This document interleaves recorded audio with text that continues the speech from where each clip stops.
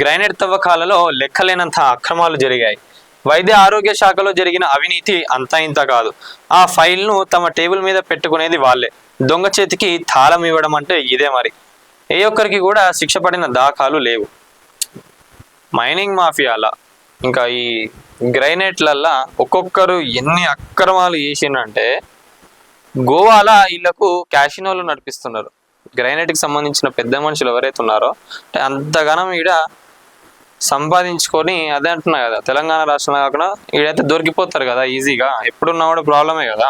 అందుకే బయట దేశాలల్లో బయట రాష్ట్రాలల్లో ఇన్వెస్ట్మెంట్ చేస్తూ ఉంటారు. గ్రైనేట్లలో అయితే అమ్మో ఇక చెప్పకూడదు వాళ్ళది. మైనింగ్లో ఇసుకకు సంబంధించి కూడా అప్పట్లో ఒకటి రాష్ట్రం మనం ఏంటంటే, ఆ డీలరే ఈ డాన్ అని చెప్పి ఇవ్వండి ప్రభుత్వానికి ఆల్మోస్ట్ కొన్ని 100 కోట్లు కట్టాలి పెద్ద మనిషి. ఆ డీలరే ఈ డాన్, ఆ డాన్ గారు 100 కోట్లు కట్టాలి ప్రభుత్వానికి.